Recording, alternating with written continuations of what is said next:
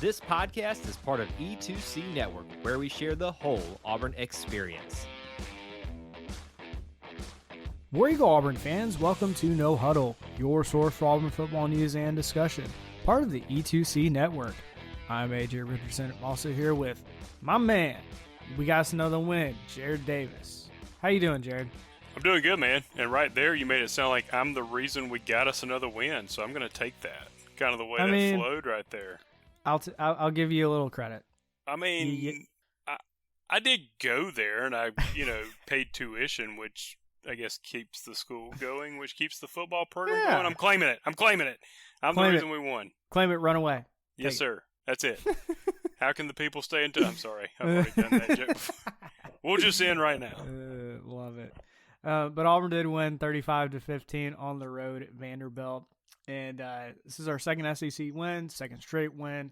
A lot of good stuff. We're one win away from bowl eligibility. A lot of good stuff from that. We got back in the win column after starting out pretty hot and then having a 4-game streak of losing. So we're in the back on the plus 500 stats. So you're feeling pretty good about that.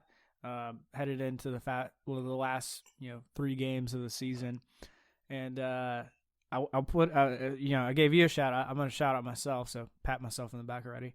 I got last week was we'd win by 17 points. What did we win by? 16. Feel pretty good about that. So I forgot about that. Oh, and you almost went away from your gut, didn't you? And then we're like, no, stick with it. We're like, stick with your gut. I was close to bumping it up to 24 points, which would have been hilarious because that would have been pretty darn close to what we would have won, except they had that other holding call that, sometimes you see phantom holds and whatever, and sometimes the refs just don't see holds, and you're just like, or they do see holds when there's not holds, and it's just like, Anyway. I mean, I'm sure it's because I cheer for this team, but I feel like we lead the country in phantom holds. I'm like, they've called some pretty bad stuff. Yeah. But anyways, not just this year. I feel like there's been many, many years where you're like, that, you're really going to call that? But right. Well, I don't want to, obviously we won, but there was at least one, if not 2 times where we had probably really good drives going. I mean, we almost had that touchdown with Jarquez, and we had that hold, and you're like, seriously? Anyway. And then great kickoff return by Brian Battie, and then a hold, and you're like, I don't know. Weird. Again, we won, so I don't want to bash the refs too much. We did, but the game could have been over in the first quarter. That halo rule against. Oh yeah. I'm like, come on, man. What is the guy supposed to do? I'm talking about the Auburn player. I mean, he literally steps out of his way. He backs away from dude. He does everything you'd coach him to do. What do you want him to do? Literally stand 3 yards away from him or whatever the rule is. What is it, 1 yard? But anyway, you're right. Okay. If we get that call, which I think Auburn should have gotten, and I think most people would probably agree, we go up real quick. There's no coming back. Yeah. We probably even play Robbie Ashford the whole 4th quarter or something crazy. But hey, that's another new thing. That's going to be quarterback rotation. We didn't see Robbie at all. At all. I mean, we saw him on the sideline. They finally zoomed up on his face, I feel like, towards the end of the game. But Peyton took over. And let me just say this. After some ups and downs of Peyton Thorne, he seemed to settle. Now, don't get me wrong. He had a couple really bad decisions. The pick 6 was one of them. The other was probably should have been an interception. But everything else, he was making the right decisions. His passing percentage, despite how many drop passes our wide receivers had, I personally saw at least 5, but I think there might have been more. And that's pretty impressive. The quarterback's throwing the ball. And impressive in a bad way, too, for wide receivers. I hate to say it, but it hurts. We need those guys to step it up. I think he had an adjusted completion percentage of 88%. That's pretty good. It's pretty good. That's like Jarrett Stidham days where he was hitting 85, 90%. It felt like. I don't let me ask you this. It doesn't matter, but I don't count the Camden Brown deep pass. Yeah. I think that was a little behind, although Camden jumped too late. But the Amari Kelly deep one definitely was on Amari. I mean, that was. I can guarantee you. That was a walk-in. Peyton's going to be in Amari Kelly and the coaches. I'm going to be dreaming about that tonight, just thinking, what could have happened? Like, that would have been an easy touchdown, walk in. Again, there's another touchdown, easy. And we're talking about probably a 24 to 30 point win. Like, I'm trying to not over exaggerate, but the way our defense played for the vast majority of this game was shut Vanderbilt down. Like, they didn't even get a third down conversion until I think it was like late in the third quarter or something crazy. Like, what kind of defense does that in this day and age? Now, no, they don't have the starting quarterback, whatever. You can put together at least 3 or 4 plays to get 10 yards, and they could not. Yeah, I feel pretty confident in saying we probably left 21 points, out there on the field, either through holding, which I'm doing in quotations, or just dropping, almost gimme touchdowns. Right. You can't drop those. I know we won the game, but like, dude, we're going to Arkansas. Like, Amari Kelly's got to make that catch. We're going to need every point we can get. Right. Well, and even Fairweather, which he's been pretty consistent, had 2 drops almost back to back. And those were even easier. They just weren't touchdowns, but they were like, I mean, you're gonna have, somebody's got to explain to me one day, because those gloves, I've like put them on at a sporting goods store. I've never played football. I mean, it's almost impossible, right? It's almost super glue. I mean, I don't understand how you drop. I had some in high school, and I didn't even get the nicest pair. They're probably like $25 or something cheap.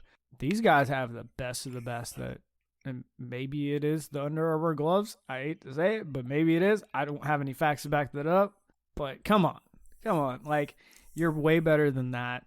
I mean, I just can't think of that many times that we've dropped it. And it feels like we have had multiple of those games this season and some last year. But, man, just that trend seems to continue, and that just hurts me.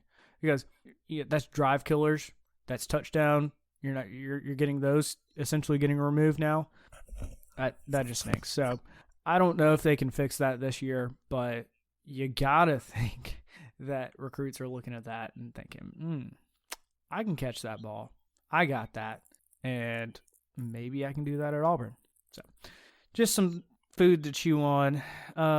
Let's also talk about Jarquez, because big topic. Jarquez having a huge day. What was it, like 121 yards just in the first quarter? Ended up with 186 yards and a couple touchdowns. He almost averaged 10 yards a carry. The dude was having one of his best days ever. And you know what? I know people keep saying this, so I want to discuss this. I had like multiple people today. Oh, congrats on the win. It was only Vandy. And I'm like, have you seen Vanderbilt? They don't just like give up. Now, the record isn't great, but Vanderbilt this season has done pretty well against teams. Like, they've stuck in games that I think most people would have never thought that they should be in. I mean, think about like the Vandy Georgia game. That was in Vanderbilt, and that game was close. It was literally, what was it? At some point, like Vanderbilt could have, like, I mean, I know they didn't, but like they were keeping it somewhat close. And you're like, that's pretty impressive against number 1 Georgia. That's just one example. So here you go. What's your thoughts on what we were able to do against Vanderbilt, even though they are Vanderbilt? Like, how much stock should we take in this? Because I can easily get excited. Hey, we just won. We beat Vanderbilt at an away game where we've struggled. What's a reasonable expectation, in your opinion, for what we're doing and how to view this game? Yeah, I think there's 2 parts to this. I think the point you're making, so Vanderbilt put up 28 against Kentucky at home, 21 against Missouri, and 20 against Georgia. So, I mean, they can score. So, yeah, I agree with you on that. In that front, they don't just roll over. So I think we kind of held them to their lowest output at home. I think they only got 7 at Ole Miss, but that was on the road. So, and I would argue we only allowed 7 or 8, That's true. I guess. We gave up 8. Point conversion. Yep, we gave up. Yep, you're right. That's a good point. So yeah, offensively, we only gave up 8. Like, I saw somebody joke. They were like, "Well, at least Peyton Thorne." I mean, this was like right after the pick 6. Well, at least Peyton Thorne has been the only one throwing touchdowns this game. You're like, yeah, to their team and our team. That hurt. But overall, a win on the road, whoever it is in the SEC, is good. I mean, look, we went out and played Cal. Cal's probably not as good as Vanderbilt, and it didn't look pretty, right? Yeah. But the flip side, here's the only still question mark I have before I can tell you, okay, we're good, we're over our road woes, is that was basically a home game for Auburn. It was. Now, having said that, basically meaning the crowd, having said that, it was away from Auburn. You're off your routine, you're doing everything different, so it's not a home game. Yeah. But I don't know if you saw some of that post-game celebration. It literally looked like they were celebrating in a tent, which that's probably due to all the construction stuff going on there. So, like, even if you had some experience, like, say, Elijah McAllister or somebody who's been there before, and that is a different experience. Like, that's not just your normal, like, guest, locker room and all that kind of situation. So, like, they overcame a lot in an away game against a pretty formidable Vanderbilt that, yeah, their record's not great. It's 2-8 now. But they play teams tighter than you think a 2-8 team would ever play. I agree. So, I mean, it was a solid win. I mean, Hugh said that he didn't sleep at all because he saw how they fought against Missouri and Georgia.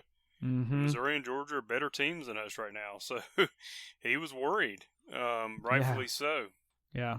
So another aspect, and we'll dig into this more, but that defense, though, that was amazing. They continued that turnover streak of 18 games, which still blows my mind. Dude, and we're barely doing it. We're getting it right at the last possession. We're getting it, but it's counting. I'll take it. It counts. It counts. It's on the stat sheet, so here we go. But the whole defense itself, besides that one drive of Vanderbilt where it looked like, I mean, even Hugh said it looked like they fell asleep, like they were just being slow, like Auburn's defense was being slow. Besides that, there were moments Vanderbilt looked super inept. Now, don't get me wrong. It's a second string, and they even, I think, brought their third string in for at least a few plays. I don't care. Like, that's pretty darn good. So, props to them. I did want to talk about, this is something, I don't know if you've seen this. Auburn tweeted this out or posted this about the plankton mentality. So I want to talk about this because I was confused. I was like, what is this plankton mentality? I don't understand. I was thinking like, just the little organism, plankton.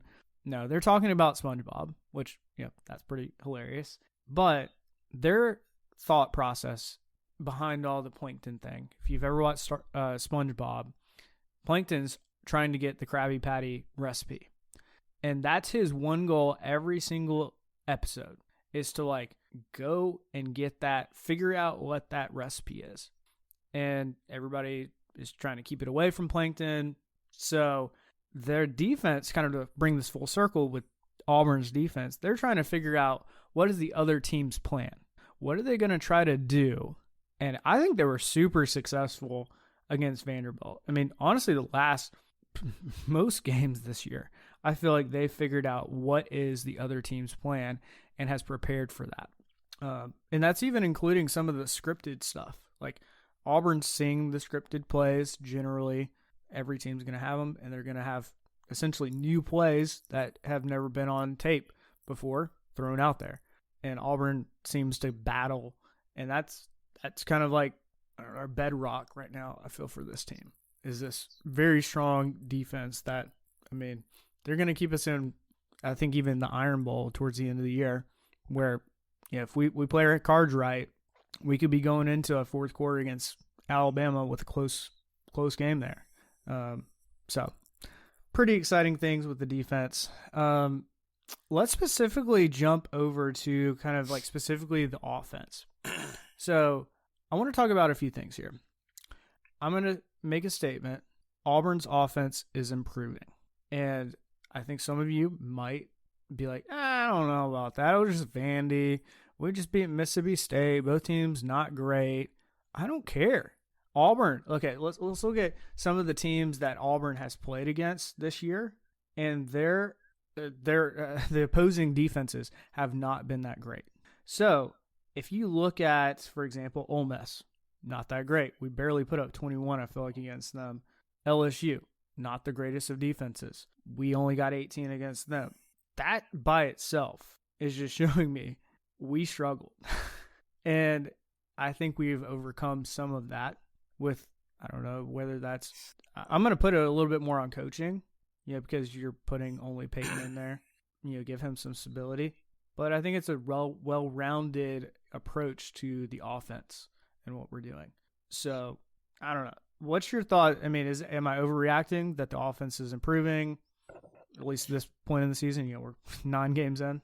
No, I mean, I think you're 100% right. I mean, there's no doubt that not every play that worked against Vanderbilt would work against Alabama, but it doesn't look forced the last 2 games. Mm-hmm. It looks coherent. It looks like there's a purpose behind the play calling. Outside of the wide receiver screens that just are not working for whatever reason, I would just throw those out right now. Mm-hmm. Every other play, you're like, okay, I see why you called that, and it was a drop, or something happened that may have not worked out, even if it was. But I'm like, okay, that makes sense. Like, I'm not mad at the play calling at all. The only play calling I would get rid of is the wide receiver screen. It's just not working. We're losing 3 yards on those. Yeah. But I feel like the first, 5 to 7 games, it was frustrating. You're like, I don't understand what you're doing. Like, you're not even doing simple things. And I don't care if you're playing a really good defense. You can still run simple plays. I mean, we weren't able to do anything. Mm-hmm. Like when you're not getting 100 yards passing, don't remind me. That's a bigger issue than just you're playing a good team. So, I would be super interested in seeing this team right now, even replay Ole Miss, honestly, like go in tempo. Because I think the tempo is helping a lot. Thorne has more confidence. I'm not saying we beat Ole Miss, but playing them again at home with this, like if we'd have played Miss State, Vandy, and then Ole Miss, I think it might be a different game because I think they trust Thorne more to open up that playbook. And I mean, we left things on the field. I mean, we left things on the field in the Mississippi State game. Mm-hmm. It's like, it's there. It's clicking right now. And nothing clicks as great against an Alabama or Georgia, right? That's not the point. You got to take your shots and connect when you can. But you do need to click in the teams that you're equal or better than. And it has clicked the last 2 games. And so I think that is improvement. I'll end with this. I said play Robbie Ashford 3 weeks ago. I now see a scenario where Thorne is the starter next year if he cannot take a step back. If he goes to Arkansas and continues what he's been doing the past 2 games, and then he goes to the Iron Bowl and continues what he's been doing, now you have about 5 games of this guy was clicking all 5 games. Well, and you can see it's not just rotation of the quarterbacks. That's like you could point to that being an issue, but it was this guy knows what he's doing. The coaches have figured out what Peyton Thorne is comfortable doing, and they're putting it all together. And I mean, if I'm Peyton Thorne, I'm excited. I'm sure the first 7 games more or less were such a grind for him because he's like, I came all this way from Michigan State to Auburn, and this is what I'm dealing with. Like, I can't get enough play time because Robbie's also rotating in. We can't even score touchdowns regularly, and now you're starting to see the traction, and that part excites me, and that's why I still am big on. I think this offense is improving, and if it does improve right now, I think this is something you build on even for next year, because a lot of these offensive players, just the way that we're at right now, we don't have a lot that I think are going to the NFL or graduating. You got something to build on for next year. Let's talk about a couple things here with just the running back room. So obviously Jarek West had a big 67-yard touchdown, 56-yard touchdown run.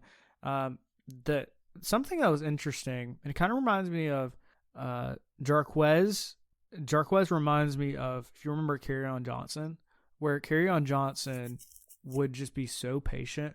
He would wait behind the line of scrimmage, and then as soon as that hole opened, he would hit it hard. And you're seeing that now with Jarquez. Coach Hugh Freeze said the same thing. Jarquez isn't just like hitting that hole hard from the very get-go and hoping something happens. He's waiting for those holes to develop. He's making it work. So big props to him on changing that up. And, I mean, at this rate, sorry, guys, you're probably seeing the last few games of Jarquez, so definitely take it in because this man is on fire right now, and he's about to go to the NFL. As sad as that may be, I think that's just the reality of it right now with Jarquez. Any thoughts other than that on Jarquez? No, the only question I would pose is I don't know where he's going to go in the draft. And with the new NIL, I am wondering, could he make more money in NIL if he's like a fifth rounder? You know what I'm saying? I don't know what a fifth rounder value is for a running back if he comes back a senior year. So I guess the whole point is that's too much that we don't even know. But this is a benefit of NIL is that, hey, he might be like, look, Auburn, if y'all can work out something to give me this amount of money, I'll come back and play another year. Yeah. And I just looked it up for fifth round even. Like, say he went fifth round, that's $750,000. That's a ton of NIL. I don't know if Auburn could pull that all together. That is a ton. However, and I don't know if this was overall his career or 1 year, but they have the NIL tracker of like the value of a player, and Tank's was at $750. Really? Yeah, and this highly rumored that NIL was what kept Tank at Auburn, like that and Cadillac. You're probably right. He loved Cadillac, Yeah. but I mean, I'm talking like from even transferring. Like he was apparently out the door that last year. And what we've learned of Brian Carson, I'm not surprised. But listen, I'm not saying it's cheap. I'm not saying it's even possible. But it does open the door now, right? Like whereas in the past, yeah, man, you're not making any money. You got to go make money now.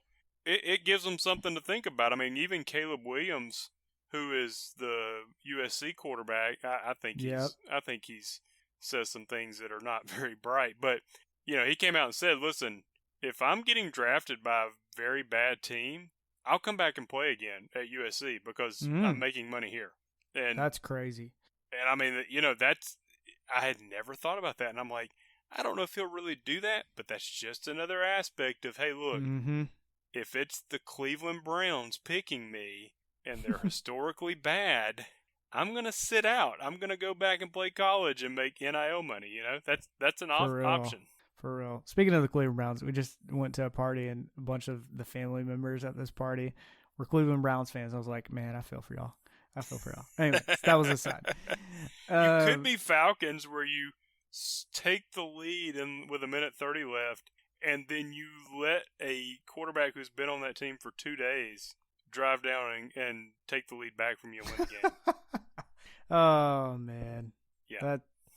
That's like if you're an Auburn fan, it feels like, that second stringer essentially coming in and just like, it makes they start looking like a Heisman, Feels kind of like that. Yeah. So, another kind of interesting thing, Jeremiah Cobb. I mean, somebody put out that he has had, I think, 3 touches of the ball, and 2 of those have gone for touchdowns in the last couple games. It is kind of funny. He gets like no touches except touchdowns. I mean, I don't care. What was it against Mississippi State? It was that beautiful, drop pass, like right over his shoulder. Beautiful. This one was a little pop pass, essentially a speed sweep. Beautiful. Love it. And that's the kind of stuff you can see this again, props to the coaching staff for putting these players in a good spot. That's the kind of stuff that is working. And you got to think there's more there than just what we're seeing so far. We already hit on the wide receiver struggling, but I do want to talk about this. Vanderbilt, they blitzed a good bit. And so I want to give props to a couple of people. First off, Peyton Thorne stepping up and sometimes rolling out of the pocket, extending a play when I think Vanderbilt had him dead to rights, just because they were right in his face and he just rolled out, extended a play. That's awesome. Second player, when that happened, and I'm noticing this more and more, is Jarquez. Okay, I want you to watch, fans, go watch Jarquez Hunter on some of these passing plays. If Jarquez Hunter doesn't pick up the blitz, that fifth or sixth guy coming rushing Peyton Thorne, that play's over. It's done. And Jarquez is picking them up, and we are giving Peyton more time and more confidence, which is so big. So, yeah, and just I think wanted to point those out. Well, I think there's a difference between a running back noticing it. There's three phases: noticing it, giving effort to stop it, and then what Jarquez did. And Jarquez was like leveling dudes. He's like, not only was he noticing it, because a lot of times they're like, I don't really want to do this, but I got to do it to stay on the field, so I'm going to kind of put my hands out. No. Jarquez was stonewalling these people that were trying. Yeah. I was like, that is, you want to get to the NFL? That'll get you to the NFL right there. Right. Well, now I'm looking at Jarquez. He can run. Obviously, we know that very well. He can catch out of the backfield. Another big prop for him for the NFL. Third, he can pick up those blitzes. And NFL, they come up with some creative stuff. And these are super athletic guys. I think you're kind of seeing a well-rounded running back at this point. Again, kind of to my point, I think we're seeing the last few days, unless Auburn pulls out so much money for this guy that has lots of talent. Another props, obviously offensive line, kind of with that. They are picking it up, and it's been honestly a bright point. We'll see against Arkansas, and then ultimately Alabama in the Iron Bowl. But offensive line doing their job. A couple other things on defense. I did want to point out this. So just to put in perspective, Auburn's defense. Somebody put these numbers together.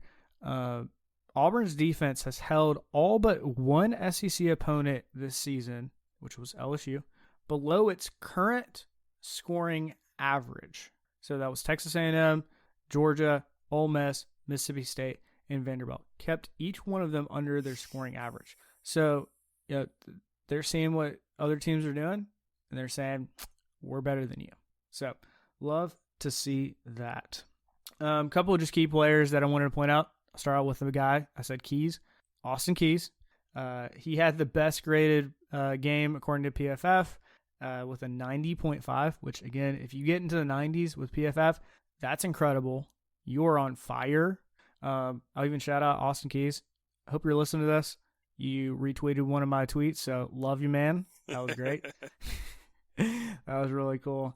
But it was just really cool to see him come out because, I think we had some doubts about him as a linebacker. Besides Eugene Asante, it was you maybe have one other, but man, Austin Keys had a day. So love to see the linebacker room, and you can see that development there. D-line did exactly what you hope for. We forced a fumble. We got some sacks. We got some tackle for losses.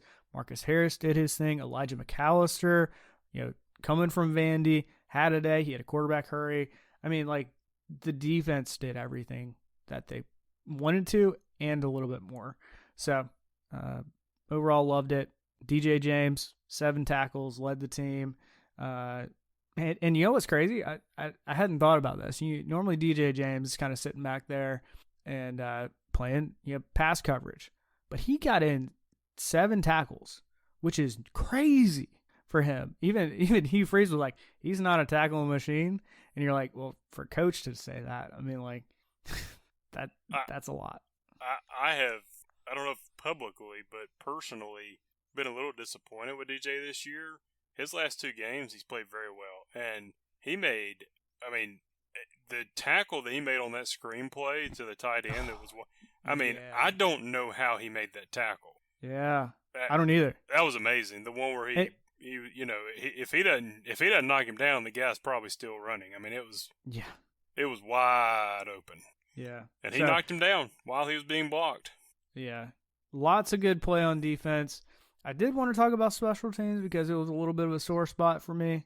You pointed this out. You messaged me right after the opening kickoff and we're like, Alex McPherson didn't listen to your last podcast about kicking the ball out of bounds, and I'm like, he didn't, man. Dad, freaking gum it! Like, I know. I mean, and I'm maybe being a little over. And the rest of them went through the end zone. AJ, I don't understand it. I do not understand it. I don't understand. Like, this guy's an automatic field goal kicker. And he can put it in the end zone. Like, yeah. if none of them go to the end zone, you're like, okay, maybe he was trying too hard. He put the rest of them through the end zone. I don't get it. Okay. You got me. So you got me fired up. I knew you were going to be fired up. Now you've got me fired up. Good. Love it. Getting fired up about kickoffs. Oh, come on. Well, I mean, it put them at the 45. I mean, thank goodness. I mean, they missed a field goal, but yeah, they probably don't get in field goal range if we don't do that. So yeah, that's crazy. Oscar Chapman, I mean, in a game where I was hoping we wouldn't have to punt the ball a lot, I mean, we did punt it 7 times, so not the greatest. But he did average 45 yards per punt, and pretty solid game for him. So love to see that. Speaking of punters, love this. One of the most, I've seen this, the most Vanderbilt stat ever. Their punter has the most punting yards of any NCAA punter, and you're like, that is so bad. It's incredible. That makes sense. Love it. So another kind of negative, just Brian Battie, man, he had such a big return. He wasn't the negative. The negative was the hold that came back because he was going. He had like at least a 60-yard return. Like, that's gotta stop, y'all. Like, come on. Like, we all have been just itching for Brian Battie to take one back, take it to home, and just sucked. So I feel like there's a lot to be improved on for special teams, and in a close game, that could be the difference in a game. Thankfully, this wasn't a close game, and didn't really ultimately determine anything. Also, that muff punt. How the heck did Auburn not get that? The one that was legal, like not the one that was like kick, catch, interference, whatever. How did Auburn not jump on that one? I feel like we had 20 guys. Baffled. I feel like we had 20 guys around the ball, and their one guy got it. I don't understand. It felt like motion, it felt like it was in slow motion. The Auburn players were like moving through goo. They're like, oh, there's the ball. And then Vandy just jumps on it. You're like, come on, guys. Come on. Yeah. It's crazy. It didn't make sense. Yeah. Overall, obviously, we're very excited to see what this, this team is starting to do, put things together. It's taking a little bit longer. I'll give them that, but we're getting there. And, for an Auburn team where I didn't know if we would put together an offense this whole season, we're starting to see something happen. And that's encouraging. That's the proof of concept that we'd all been hoping for with like Brian Harsin. It never happened on offense. And you're seeing that now with Hugh Freeze and Philip Montgomery. So take a moment, enjoy that, and let's finish out this season strong. We've got just a few more games left. We got bowl eligibility locked in our crosshairs. We're really gunning for that, and I think you got a really high likelihood of that now that you got the 5th win at Vanderbilt. Jared, any other final thoughts before you get out of here? No, sir. Just feel good to get another win. Let's go make it 3 in a row next week. Yes, sir. Love it. Before we get out of here, how can the people stay in touch with you, Jared? You can find me on Facebook under my name, Jared Davis. Yes, sir. And if you want to find me on X, Twitter, you can find me at AJAY_. It's always great to be an Auburn Tiger, and War Eagle. War Eagle. Thank you for tuning in to today's episode on the E2C Network. On your way out, I want to remind you to stop by e2cnetwork.com. It's your one-stop shop for all our content across our podcast, YouTube channel, and much more. To stay up to date with us, make sure you're following social media accounts such as Facebook, Twitter, and Instagram. While our content here may always be Auburn sports heavy, if it's orange and blue, it's what we do. War Eagle.